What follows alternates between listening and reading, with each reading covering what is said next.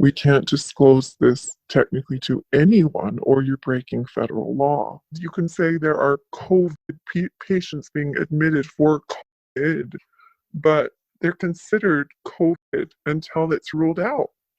Once they're ruled out, they don't say, oh, never mind, scratch that number. The number stays. You basically treat the patient as if they have it until you find out that they don't. Hello YouTube family, it is me, Miss Dana Ashley. Another YouTube channel called Defending Utah Radio uploaded an incredible video today. They had been approached by an ICU nurse who decided that she was ready to commit civil disobedience to come out and report what she has been seeing firsthand in her ICU. In her message, you will hear answers to questions such as, why are families and friends of emergency room workers suddenly completely quiet and not speaking out at all about what they are seeing in the hospitals? Questions like, how are exactly these deaths being classified inside the hospital, as well as what are some of the other ramifications of this shutdown that no other media is talking about. This video has been edited for the purpose of brevity, but you can go to the channel that originally posted it in the link in the description.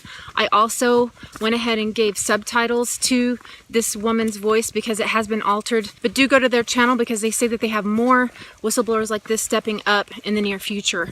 And on that note, any of you who know anything about the truth of what's going on, please get in touch with me. I absolutely will protect your anonymity, and my only goal is to get the word out to the people. Furthermore, any of you who want to keep connected to me, please do see the link to my website in the description.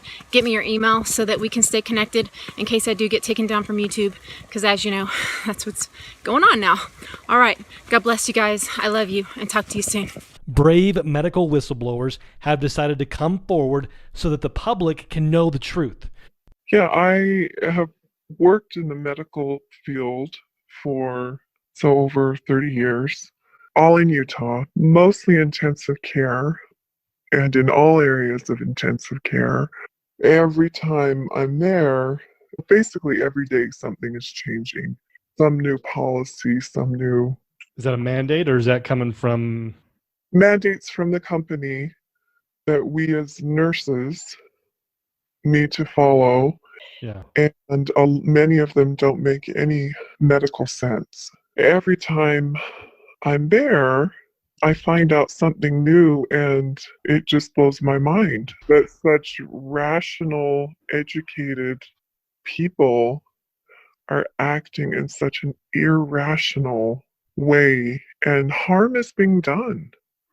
Care of patients, real quality care, nursing care and medical care of patients who have nothing to do with this COVID, who are there for, is being compromised. 100%. Wow. We all know it. All of the nurses, all the doctors know it. But our hands are tied.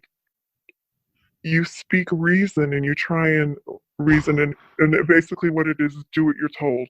Act, react. Don't stop and think about this logically, just do. It is not based on sound medical logic. It's not. It's all what if. What if this is Ebola, multiplied by 100? Right. What if this is worse than any, and it's not. It honestly is not. And the epidemiologists and the experienced medical people, people who have medical background know this, but they are being silenced. So you're saying that there's an environment in the hospital where everybody knows something's not right, and the pressure coming from the top, don't think, just react. Don't think, don't question too hard because this is important. This is an emergency. What if? And so there's a sense of panic and urgency that is making otherwise professionals just throw logic out the window and follow orders. Is that right? Absolutely. I think that's a great summary of what is happening. One thing that you need to understand about patients who expire in a hospital is that usually the doctor, there are many, many reasons why a patient that contributes to their death. Usually, in most cases, the doctors on the death certificate only put the main contributing factor. So if someone came in with brain cancer or a bleed or some kind of terminal thing, and then that led eventually to respiratory failure, and that's how they passed away. What gets put on the medical record is totally up to the doctor's discretion. And a lot of times they don't think about it until they're just filling out the certificate. And what people are not getting, which I know from this experience of having patients expire in the hospital a lot, is there is pressure right now in the medical community to, even if the COVID, even if that patient has a positive, or if they don't, well, there are people who are rule out COVIDs right now, which is what the majority of the patients in Utah hospitals are right now. And I haven't followed around the country as much, but rule out COVID, you basically treat the patient as if they have it until you find out that they don't. And that is where the insanity is taking place, where a doctor who is overworked and trying to deal with multiple things at the time, you bring the death certificate of a person and say, hey, what do you want to put down as cause of death? And they have guidelines that they need to follow in that as well.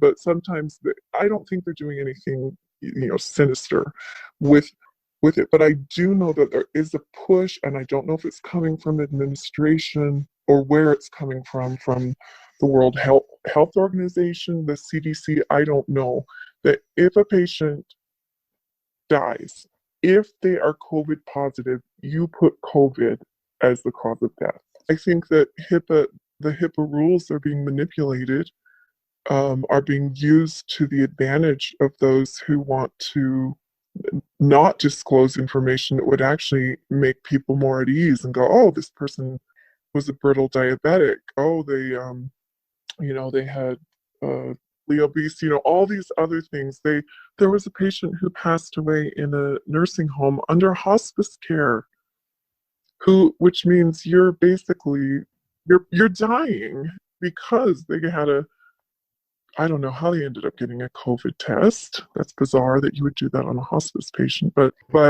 that they would get a COVID test positive. That person didn't die of their terminal disease. They died of COVID. This is what is happening. This is what is happening.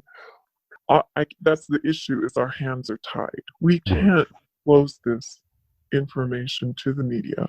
We can't disclose this technically to anyone, or you're breaking federal law. So in there lies the problem as well. And people are saying, what are the facts? You're going, well, I cannot tell you facts because under law, I am required not to.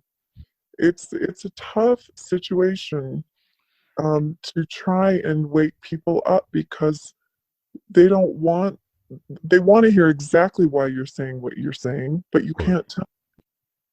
Just in general, if it were not this situation, and official guidance from the federal government said, do this, something that was really bad, under normal conditions, would their thinking side kick in and say, well, this violates my Hippocratic oath to do no harm? Would that normally be the culture? Yes. Of we can't follow that no matter what the guidance says? And absolutely, it would be. And I think, and the thing to remember is that each practitioner, even though that you have two entities that you're operating under, one is your own personal license, where you as a nurse have the right, and you as a physician have the right to say, I will not do what I'm being asked because it is doing harm. You have the legal right to refuse. But there's a different set of rules when you work for a facility or an entity. All preventative care at this moment is shut down. No one is getting preventative care. Dental, medical, and everything is geared around if you have an emergency. I did hear a conversation of two cardiologists basically saying there are probably a lot of people who are just staying home and having silent heart attacks in their home. They're experiencing symptoms, but they don't want to call an ambulance. They're not allowed to go into an Instacare, so they're just opting to stay home. This whole crisis. It's not even a crisis in my mind, but Manufactured crisis.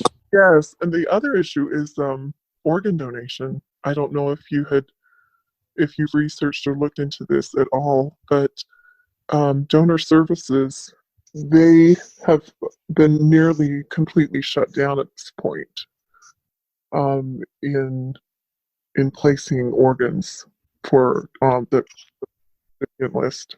So this is getting into what you're saying of how this is actually costing more lives because A, preventive care, and B, we're not doing, life-saving organ transplants. Absolutely. It has been shut down, and these are beautiful, healthy organs. People could have used them.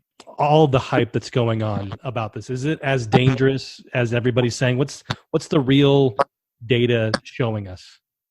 This is where it's very difficult, and I don't know that anyone can get the true data. I think the true data is hidden. One factor of that is that the inconsistency of the testing. I was reading one night all of the patents that were being submitted for the different testing machines for approval, and they all did it in a completely different way.